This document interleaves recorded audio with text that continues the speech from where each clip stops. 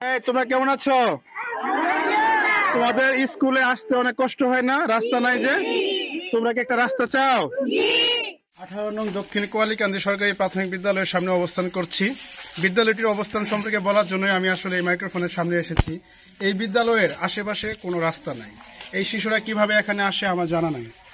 চতুর্পাশেই আবাদি ফসলের জমি, বাট এখান থেকে প্রায় 300 থেকে 400 মিটার পরে আমাদের মেন রোড আছে, বাট এইটুকু আসার জন্য কোনোভাবে এখানে রাস্তা নাই।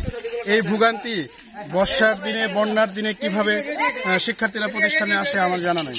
তাই কর্তৃপক্ষের কাছে জোর দাবি জানাচ্ছি এই বিদ্যালয়টি যেন আপনার নজরে আসে এবং এখানে একটা রাস্তার ব্যবস্থা করা হয়, যাতে শিক্ষার্থীরা খুব সহজে এই বিদ্যালয়ে আসতে পারে। অনেক শিক্ষার্থী এখানে, অন্য স্কুলের তুলনায় আমি আশা করি যে এখানে খুব বেশি সংখ্যক শিক্ষার্থী পড়াশোনা করে। তো এই 18 নং দক্ষিণ কোয়ালিকান্দি স্কুলে একটা সুন্দর রাস্তার ব্যবস্থা করা হোক।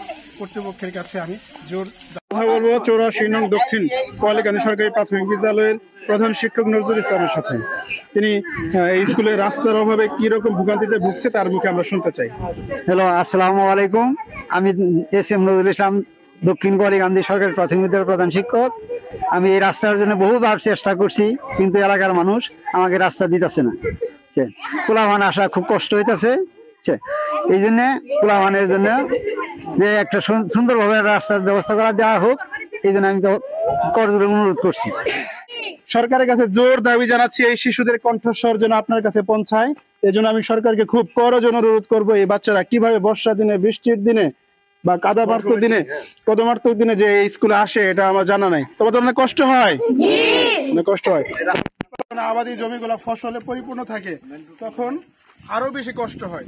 তো এই শিশুদের দিকে তাকান, আপনারা এগিয়ে আসুন। কর্তৃপক্ষ, দেশের কল্যাণে এই প্রাথমিক বিদ্যালয়ের উন্নতি খুবই প্রয়োজন। মানে জমিওয়ালা কিন্তু কোনোভাবে রাস্তাকে ছাড় দেয়নি।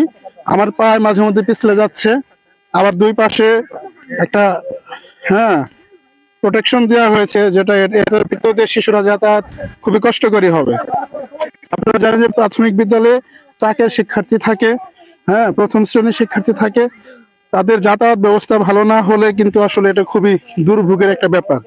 যখন এই পাশে যখন ধান লাগানো হবে বা অন্য ফসল লাগানো হবে,